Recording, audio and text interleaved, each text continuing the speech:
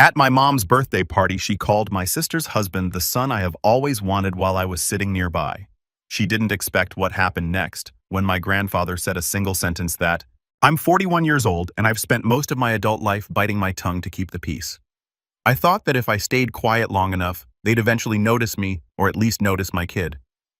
But I was wrong, and the moment I finally stopped playing along was the moment everything started unraveling.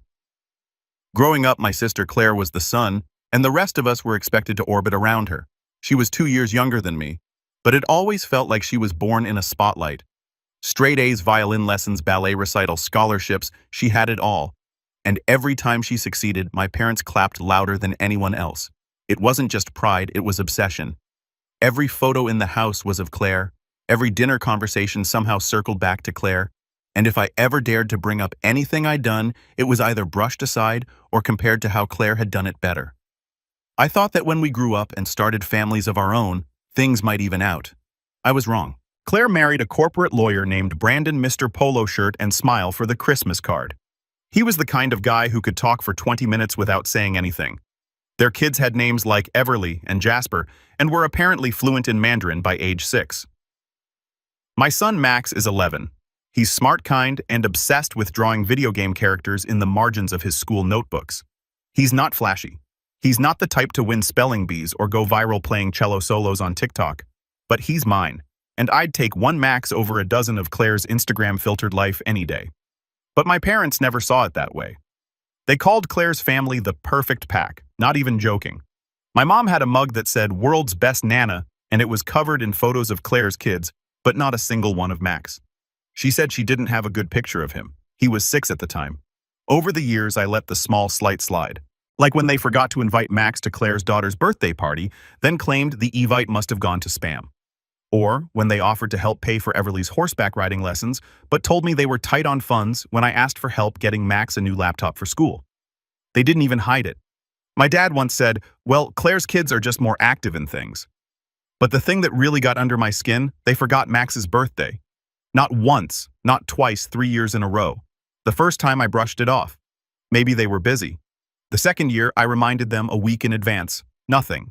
No call, no card. Max didn't say anything, but I could tell it stung. The third year, I didn't remind them. I wanted to see if they'd remember on their own. They didn't.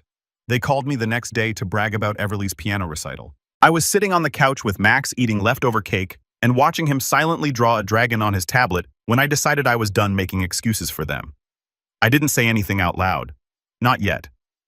But something shifted in me. The part of me that used to say it's fine, and they didn't mean it, just went quiet, replaced by something colder, more certain. The final straw came a few months later when my mom turned 70. Claire planned a huge party, rented out a hall-catered dinner open bar slideshow of family memories. Max and I were seated at a table in the back next to the coat rack. I counted 14 photos of Claire's family in the slideshow, 2 of my parents in their youth, not a single one of me or Max. Still, I kept my mouth shut. Max was playing a quiet game on his Switch, and I didn't want to ruin the night for him. But then came the toasts. Claire got up first and did her whole emotional monologue. How mom was her best friend. How she couldn't have raised such incredible kids without her guidance. How Brandon felt like he hit the jackpot with such a supportive mother-in-law. There were tears, applause, clinking glasses. I smiled politely. I thought that was the end. Then my mom stood up. She thanked everyone for coming. She made a few jokes. Then she looked directly at Brandon and said, "You are the son I always wanted." I froze. There was a ripple of awkward laughter, but my mom didn't crack a smile. She meant it. I looked around the room expecting anyone to react. Claire grinned. Brandon looked bashful. My dad nodded approvingly. Nobody even glanced at me. I glanced down at Max, who had pulled his hoodie up and was pretending not to have heard, but I saw his jaw tighten. I felt my throat close. And then before I could even stand up or say a word, there was a loud clink. My grandfather, my mom's dad, 93 years old, sharp as ever, had set down his glass and slowly pushed back his chair. He stood up, eyes locked on my mom, and said a single sentence that made the entire room stop breathing. The room fell into silence so thick you could hear the creak of my grandfather's joints as he rose to his full height. For a man well into his 90s, he still had presence. Back straight, voice clear, no-nonsense gaze that made even the most arrogant people sit up straighter. All eyes were on him as he pointed his gnarled finger toward my mother and said, "That's enough, Elaine. You already have a son, but you've spent your life pretending you don't." I didn't move. No one did. It was like the air had been sucked out of the room. Claire looked stunned for a split second before shooting a nervous smile to the guests as if to say, "Oh, Grandpa and his old stories." But no one laughed. Not this time. My mother's face twitched. Part confusion, part offense, like she couldn't decide whether to defend herself or act like it was all a joke. Grandpa didn't sit back down. "I've watched you for 40 years, he said. 40 years of brushing aside your firstborn because he wasn't shiny enough. 40 years of parading Claire around like a trophy and acting like Nick with some stranger's kid. You want to call Brandon your son, fine. But don't pretend that doesn't come at a cost." That boy, he pointed directly at Max, who had now lowered his hood and was staring with wide eyes. "He's your grandson, and if you can't remember his birthday, then you don't deserve to be called his grandmother." My mother opened her mouth to speak, but Grandpa cut her off with a slight wave of his hand as if the matter was settled. And in a way it was. He sat down. No applause, no gasps, just the awkward scraping of silverware. And a few people coughing into their napkins. I could feel Claire burning holes into my skull from across the room. Brandon just sipped his wine like nothing had happened. And my mom, she looked older in that moment than she ever had. Her hands shook slightly as she picked up her glass and toasted to family with forced cheer, her voice an octave too high. No one raised their glasses. After that night, everything cracked. For a few weeks, it was quiet. I didn't hear from my parents. No calls, no texts. Max asked if Grandma was mad at us. And I told him the truth. "Maybe, but it's not your fault." He nodded and went back to drawing his usual scene, a cartoon knight with spiky hair fighting a dragon twice his size. He titled it, "Knight versus the Big Bernie Lie." The holidays came. Claire hosted as always. I wasn't invited. My parents went, of course. I saw the photos on Facebook, everyone in matching plaid pajamas, Brandon holding a glass of wine like he was royalty, Everly playing violin in front of a giant tree, my mom beaming with her arms around Jasper and Claire. Max and I spent Christmas watching old movies and baking cookies that burned on the bottom. I offered to take him sledding, but he shook his head and said he didn't want to go outside. "Let's just stay here. I like it when it's just us." He didn't say it outright, but I knew he was hiding from the disappointment. In early January, I got a call from Claire. I stared at the screen for a long time before answering. I didn't want to talk to her, not after everything, but something told me to pick up. "Hey, Nick," she said in that voice she uses when she's pretending to be warm. "I just wanted to give you a heads up. Mom's thinking of revising the will. She's been upset since the party. She said she's not sure she wants to include Max anymore." I didn't respond right away. I was too stunned. The will, we never even discussed it. I didn't care about money, but the idea that she'd go so far as to remove my son just because my grandfather called her out. She said she's reconsidering everything. Claire continued lowering her voice as if she were doing me a favor. Brandon and I tried to talk her down, but you know how she is. I wanted to scream. Claire was pretending to be neutral, like she wasn't gleefully watching me get iced out, like she hadn't spent decades letting Mom do the exact same thing without ever once standing up for me. "I don't care about the will," I finally said. "Tell Mom she can leave everything to you. I hope it keeps you warm at night." There was a pause. "Well," she said, clearly not expecting that. "Okay, just thought you should know." She hung up without saying goodbye. I thought that would be the end of it, but it wasn't. 2 weeks later, Max came home from school quieter than usual. I asked him how his day went. He shrugged and said, "Okay." Then he went to his room without even asking for his usual after-school snack. I gave him some space, thinking maybe he was tired. But an hour later, I found him sitting on his bed, staring at his tablet with his fists clenched. He handed it to me without saying a word. It was a group photo from Everly's birthday party. Some big outdoor thing with a rented petting zoo and a magician. Max's classmates were there. A couple of his teachers, Claire, my parents, Brandon, wearing a ridiculous top hat like he was the host of some children's TV show. Max wasn't in the photo because he hadn't been invited. That's what broke me. Not the photo, not the exclusion, not even the fact that my parents had attended and never mentioned it. It was the look on Max's face, like he wasn't surprised anymore, just quietly resigned. "Did you want to go?" I asked softly. He didn't answer, just gave me the smallest shrug, like even answering that would be a waste of effort. That night, I lay awake for hours staring at the ceiling.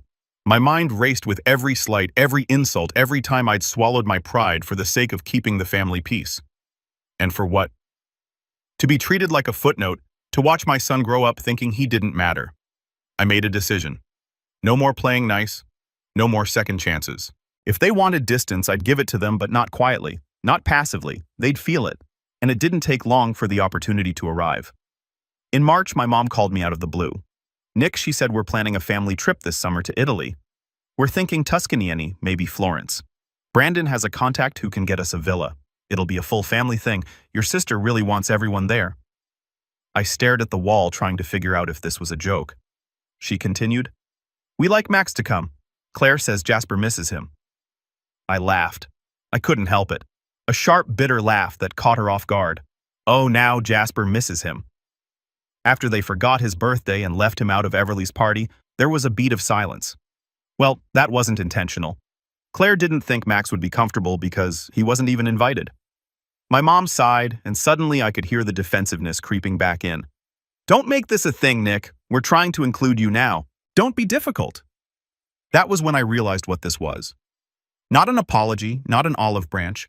They needed a full family photo for the villa trip, something to post online, something to prove we were all still one big happy family. And Max and I were accessories, props, not people. "I'll think about it," I said coldly. "Let me know the dates." I hung up. That was the moment the idea started to form. A plan. Not revenge. Not exactly, but something deeper. Something that would make them see. Something they wouldn't be able to ignore. And I knew exactly how to start. But first I had to call my grandfather because he remembered birthdays. And he remembered the truth. And he remembered what my mother would rather forget. I didn't tell Max everything. Not yet. He was too young to carry the weight of all this. And I didn't want him growing up bitter just because the people who were supposed to love him most couldn't see what they had. But I did tell him we wouldn't be seeing Grandma and Grandpa for a while. He didn't ask why. He just nodded and went back to drawing a picture of a robot knight shielding a small boy from a dragon made of fire and piano keys. I didn't need to ask what it meant. After that call with my mom, I stopped answering. Emails, texts, voicemails, they piled up, and I let them. I muted the family group chat. I ignored Claire's passive-aggressive just checking in messages. And for the first time in my life, I stopped explaining myself. The silence felt strange at first, like walking away from a burning house and realizing the heat no longer touches you. But slowly, it started to feel like peace. Still, it wasn't easy. The lowest point came in April when Max came home from school and handed me a flyer crumpled in the bottom of his backpack. "Dad," he said, "there's this art competition thing, but it costs money to enter, so maybe we can't." I unfolded the paper. It was a regional contest for middle school students. First prize was a full scholarship to a summer program at the local arts academy, Max's dream, but the entry fee was $95, and the supplies list included things like professional markers and illustration boards. I looked around our apartment. Rent had gone up again. My job as a freelance web designer paid the bills, but barely. A couple clients had ghosted on invoices, and I hadn't gotten a new contract in over a month. The fridge needed stocking. Max had grown out of his sneakers, and the car was making a sound I couldn't afford to investigate. I put the flyer down. "Let me figure it out," I told him. "We'll make it work." He nodded again, quiet as ever. But I could see it. The flicker of hope, the part of him that still wanted to believe that sometimes, maybe things could work out. That night, I sat in front of my computer with a pit in my stomach. I dug through old files, mock-ups, templates, anything I could package and sell. I listed a design bundle on a digital marketplace. I stayed up until 3 a.m., rewriting my resume. I updated my LinkedIn profile for the first time in 2 years. I applied to 7 job postings and sent 5 cold emails to potential clients. It felt like throwing stones into a canyon. But a week later, someone threw one back. A guy named Terrence from a mid-sized tech startup replied to one of my cold pitches. He said they needed a complete redesign of their client dashboard. Tight deadline, tight budget, but decent pay. I took it immediately, no hesitation. For the next 3 weeks, I buried myself in work. Mornings with Max, afternoons designing, evenings reviewing mock-ups, nights making revisions until my eyes burned. I slept maybe 4 hours a night, drank too much coffee, and lived off peanut butter sandwiches. But by the end of it, I delivered something I was proud of. And more importantly, I got paid. Not a fortune, but enough. Max entered the art contest. We bought the markers. The board's the entry fee. He worked on his piece every day after school, tongue between his teeth, headphones on, laser-focused. I didn't look until he was done. When he finally showed it to me, I had to sit down. It was a single image. A boy on a small island made of bricks and memory cards holding a pencil like a sword. Around him swirled a sea of dragons made of spreadsheets, broken clocks, and empty photo frames. Above him hovered a shadowy figure with sharp teeth wearing a crown made of piano keys. The boy wasn't scared. He was drawing the world into something new. I stared at it for a long time before I said, "This is incredible." Max just shrugged. "It's what I feel like." He didn't say anything about Grandma or Claire. He didn't have to. That same week I got a second job offer. This one full-time. A marketing firm looking for someone to lead their UI/UX team. Remote benefits, stable hours. They like my recent work with Terrence. Wanted to offer a 6-month contract to start with room to grow. I almost cried when I signed the papers. For the first time in years, things felt possible. I started waking up earlier, made real breakfast instead of cereal, took Max out on weekends, museums, thrift stores, comic book shops. We didn't talk about the family much, but slowly he started smiling more, laughing at my bad jokes again, showing me his sketches before he finished them, asking me to watch him draw. I felt like I was getting my son back. Not the quiet, guarded version I'd learned to accept, but the one who used to jump on the couch and narrate imaginary battles with toy soldiers. Then the contest results came in. Max didn't win first place, he won grand prize. He got the scholarship and an additional feature in the regional art magazine. His school made an announcement. His art teacher cried. I picked him up that day, and he ran toward me like he was 6 again, flung his arms around my neck and whispered, "I think I'm actually good at something." I held him tighter than I should have and whispered back, "You always were." That night, as I was cleaning up dinner, my phone buzzed. It was Claire. For the first time in months, her message was short. Did Max really win that contest? Mom's freaking out. I stared at the screen for a long time. Not because I was surprised, but because it confirmed what I already knew. They hadn't changed. Not really. They didn't call to congratulate Max. They didn't message to apologize for ignoring his birthday. They reached out because someone else had praised him, because his success suddenly reflected on them. I didn't reply. Instead, I called my grandfather. He answered on the second ring. "Nick?" He said, "I saw the article." "You proud, more than I can say." He chuckled. "I knew that boy had it in him. He's got your fire and your mother's stubbornness, but the good kind." We talked for an hour about art, about family, about memory and grief and legacy. He told me something I'll never forget. Sometimes, he said, when people show you who they are, it's not a tragedy, it's a gift. Now you know where to stop pouring your love. I sat with that for a long time. The next day, I emailed the coordinator for the Italy trip. Claire had added me months ago when she assumed we'd be attending. I wrote a polite but firm message. "Max and I won't be joining. Please remove us from any further communications. We wish you all the best." I didn't get a reply. But a week later, my mom finally called. She left a voicemail. Her voice was tight, brittle. "Nick, I saw the magazine." "That's good." "Very good. I just don't understand why you're shutting us out. You're being dramatic. Your sister has always tried to include you." Brandon says, "Well, it doesn't matter. But this has gone on long enough. I hope you'll reconsider." I didn't. And that silence, it became my freedom. I got promoted 3 months into the contract. Max started writing a graphic novel. We framed his contest piece and hung it in the hallway. Every time I passed it, I felt something in my chest loosen, like I'd been holding my breath for years and was finally learning how to breathe again. Then in June, I got an invitation. My grandfather's 94th birthday. A backyard barbecue. No RSVP required. Just come if you can. I hadn't seen most of the family since my mom's 71st. I debated whether to go. Max didn't. "We should," he said. Grandpa was the only one who stood up for us. So we went, and that's where the next chapter began. Because when we showed up, Max in a button-down shirt, he hated carrying a handmade card. Everyone turned to stare. Not with mockery, not with pity, but with something I hadn't seen in years. Recognition. The kind that comes when someone realizes the person they thought would stay down is standing taller than ever. And somewhere behind the grill, I saw Brandon pause mid-tongs, his smile faltering. Claire's jaw clenched, and my mother, seated at the head table in her usual floral blouse, turned pale as she watched Max hand Grandpa the card and receive a tight, teary-eyed hug in return. Walking into my grandfather's backyard felt like stepping onto the stage of a play where the script had been flipped without warning. For the first time in years, I wasn't dreading a family gathering.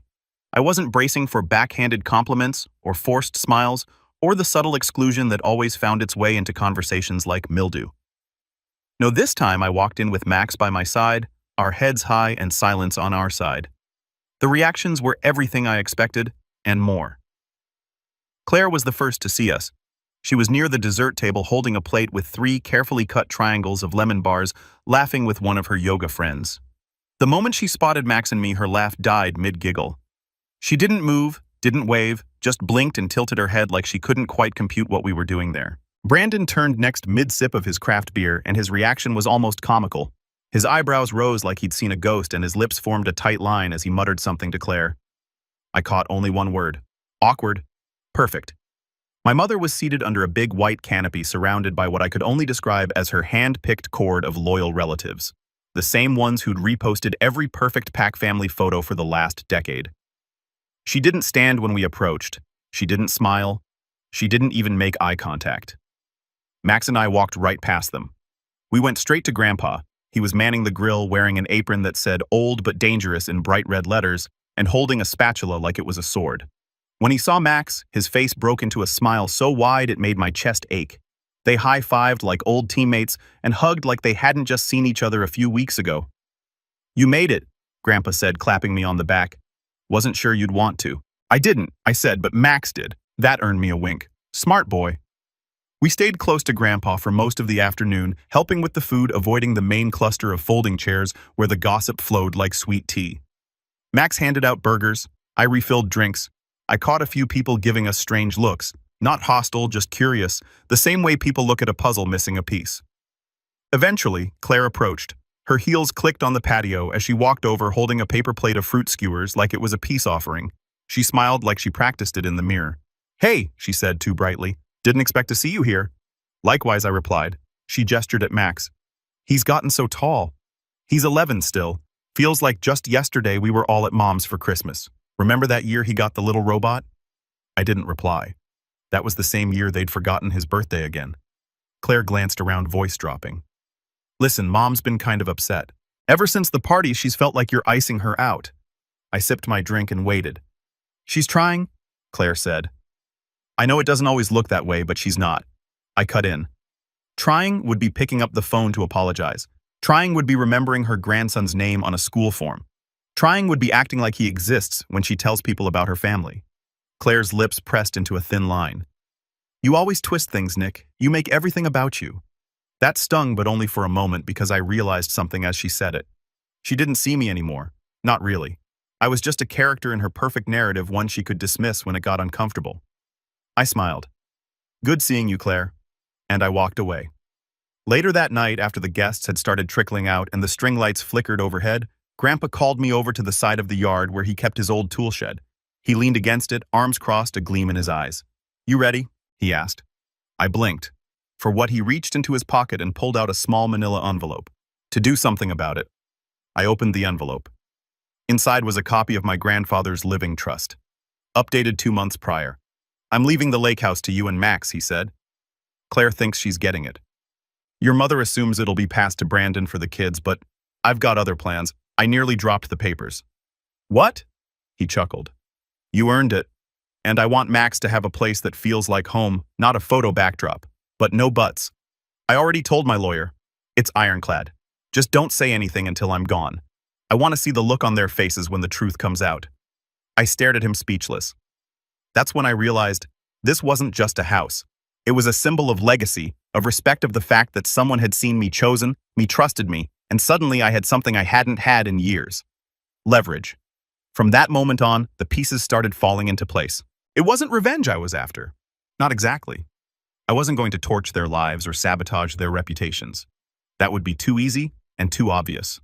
What I wanted was something quieter, slower, the kind of shift they wouldn't notice until it was too late. I started small.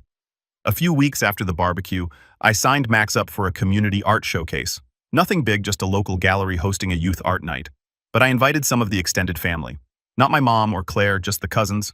The ones who always looked a little awkward at big family events. The ones who had kids Max's age but never got invited to perfect pack outings. They came. They brought their kids. They saw Max's work and gushed over it. Took photos, tagged me on Facebook. A week later, I got a message from my cousin Lydia. I didn't know Max was this talented. We should do more stuff together. Claire's always made it sound like he's shy or uninterested. That was the first crack in the wall. The second came when I finally accepted an invitation to a family cousin brunch. I brought Max. I didn't mention Claire, but I did tell a story about Max's art camp, about how proud I was about the contest win and the upcoming comic book fair. I spoke with warmth, with pride, and without bitterness, and people listened. They saw. Then I started reaching out to my mom's siblings, my uncles and aunts, sharing updates about Grandpa, offering to help coordinate his care, dropping in thoughtful updates about Max's accomplishments. Not bragging, just facts. But once they hadn't heard from Claire or my mother, because those stories didn't fit the perfect pack narrative, it was a slow process. But it worked. The family's focus started shifting. Not entirely, not all at once. But the spell Claire had cast was weakening. And through it all, I never confronted my mother, never demanded apologies, never accused her of anything. I just moved forward with purpose quietly until August came, and with it an invitation. My mother was hosting a formal legacy dinner at the lake house, the same house Grandpa had quietly transferred to me in his trust. It was to be an elegant evening, she said. Family only, a celebration of heritage and values. I showed Max the invitation. He looked up at me. Are we going? I smiled. Oh, we're going, because now I had a plan. The evening of the legacy dinner arrived with the kind of late summer humidity that makes even fancy linen clothes feel heavy. Max and I dressed simply. Nothing flashy, just clean button-downs and pressed pants. I didn't want to stand out because of what I wore. I wanted to stand out because of what was about to happen. And trust me, something was about to happen. As we approached the lake house, the sun was dipping behind the water, casting long gold streaks across the surface. The place looked beautiful in that postcard kind of way. Painted porch rocking chairs, string lights twinkling as if the house itself was holding its breath. It wasn't lost on me that soon, legally, this place would be mine. I parked the car, Max let out a small breath and tightened his grip on the birthday card he'd made for Grandpa the night before. You ready? I asked. He nodded. Yeah. Inside the house buzzed with conversation. The entire extended family was there. Cousins, aunts, uncles, people I hadn't seen in years. Claire and Brandon were in the middle of the room greeting relatives like they were royalty. My mother was stationed near the fireplace wearing a deep navy dress and clutching a glass of wine like a queen prepared to issue decrees. When she saw me, her expression flickered between surprise and irritation. Well, she said, you actually showed. We were invited, I said. Her lips twitched. Of course, family is family, isn't it? I didn't answer. I didn't need to. We all took our seats around an enormous dining table, the kind you only bring out when you want to impress people. Brandon sat next to my mother, flashing his practiced smile. Claire took her seat across from me, chin tilted upward as if waiting to be admired. Max sat beside me, quietly fidgeting with his napkin. When the servers, yes, actual servers, brought out the first course, my mother stood to make her speech. She tapped her glass with the back of a spoon. Before we begin, I want to thank everyone for being here tonight. Family means so much to me, and with everything happening in the world, I think it's important that we honor our roots. I could see where this was going. She'd done this at a dozen gatherings. A grand monologue about legacy tradition values, and always ending with a sentimental ode to Claire and her perfect family.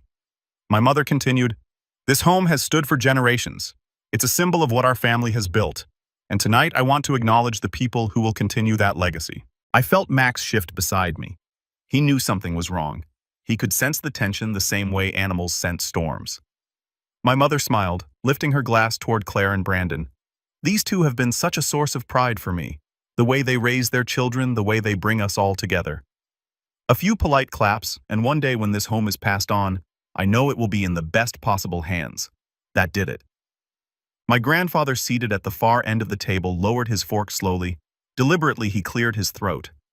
Actually, he said, voice calm but firm. That's not true. Every head swiveled toward him. Even the servers froze. My mother blinked. Dad, what are you talking about? Grandpa dabbed at the corners of his mouth with his napkin. The home isn't going to Claire, or Brandon, or their children. Claire laughed nervously. Grandpa, what do you mean? Mom already said I know what she said. Grandpa interrupted. But she doesn't own the house. Silence.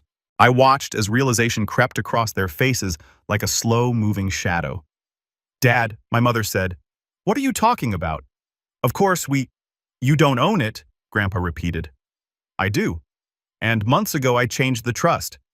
That's when he looked at me. Not subtly, not vaguely directly. I've chosen Nick and Max as the inheritors. The words hit the room like a dropped chandelier. There was no applause, no shock of joy, just the sound of Claire's fork clattering to her plate and my mother's glass tightening in her hand. Brandon was the first to speak. That's ridiculous, he said, trying to keep his voice steady. This house has always been intended for Claire. We've made plans. We've discussed renovations. Grandpa shrugged. You should have checked the paperwork. My mother stood up so fast her chair scraped the floor. Dad, this is absurd. Nick doesn't even come here anymore. He's barely involved in family events. That's because you pushed him out, Grandpa snapped. And I'm done watching it happen. My mother's face went red. We didn't push him out, he isolated himself. I felt something inside me go very still. For years I'd wanted to defend myself, wanted to yell, cry, argue, demand better. But now I didn't need to. Grandpa was doing it for me. No, he said. You ignored him. You belittled him. You forgot your own grandson's birthday. You treated Claire's family like royalty and treated Nick and Max like extras. Claire jumped in her voice sharp. Oh, come on. That's not fair. We tried to include Max in things. He was always quiet. He was quiet, I said. Because every time he talked, you talked louder. Claire's jaw dropped. Excuse me? You heard me? Brandon scoffed. This is childish. Nick, you're really going to take the house after everything your mother's done for the family? I turned to look at him fully. What has she done for us? He opened his mouth closed. It opened it again. Nothing came out. My mother tried a different approach. Nick, please be reasonable. This is a family home. Claire's kids need the space. They're growing. They're involved in activities, their equipment. I laughed under my breath. There it is. She blinked. What? Not once, I said. Have you ever asked what Max needs? A ripple of whispers moved across the table. My mother stiffened. This isn't about birthdays or school events. This is about fairness. It is, I said. For the first time it is. She stared at me, eyes flashing with a mix of disbelief and insult. You wouldn't dare keep the house. You don't have the money to maintain it. Oh, don't worry, Grandpa said, leaning back with satisfaction. I covered 10 years of property taxes in a fund. Should be plenty of time for Nick to decide if he wants to keep it or sell it. Claire made a sound somewhere between a gasp and a squeak. Sell it. That's right. Grandpa looked at me. Eyes soft now. Do with it what you want. And that was that. The dinner unraveled instantly. Conversations died. My mother excused herself to get some air, which really meant storming out. Claire whispered angrily to Brandon, who motioned with wide eyes for her to lower her voice. A few relatives muttered things like, good for him, under their breath. Max tugged at my sleeve. Dad, can we go outside? We slipped out onto the back porch. The air was cooler now, the moon pushing silver light across the lake. Max leaned against me. Does this mean we have a house? I rested my hand on his shoulder. Yeah, bud. It does. He looked up at me. Why would Grandpa do that for us? I smiled. Because he sees you. We stood there for a long moment quiet. Inside, voices rose in sharp tones. Accusations, denials, the sound of an empire cracking. But out here, it was peaceful, honest, real. Eventually, Grandpa shuffled out to join us. He had 2 slices of cake, one for me and one for Max. I think that went well, he said. I laughed. You call that well? He winked. Better than the alternative. We ate in silence, watching the water ripple softly. When Max went to skip stones along the shore, Grandpa leaned toward me. You didn't take anything from them, he said. You just finally accepted what was yours. I swallowed hard. Thank you. He nodded. Just promise me one thing. Make sure that boy grows up knowing he deserves the world, not scraps. I nodded. I will. And I meant it. Inside, the chaos continued. Voices rose, doors slammed. The perfect pack narrative cracked wide open. But out here on the porch with the moonlight and the quiet, and my son laughing as a stone skipped 6 times across the lake, I felt something deep and steady inside me, something that had been missing for years. My mother and sister spent their whole lives building a perfect image. I didn't. I just built a life worth living. And when the night finally came to a close and Max and I walked back to the car, I felt no guilt, no doubt, no second guessing, just clarity. Because for the first time, I wasn't the forgotten son. I was the one who walked away with the legacy. And as we drove home with the windows cracked open, Max humming softly in the passenger seat, I realized something that hit me like a clean beam of truth. Sometimes the best revenge isn't destroying someone, it's becoming everything they failed to see.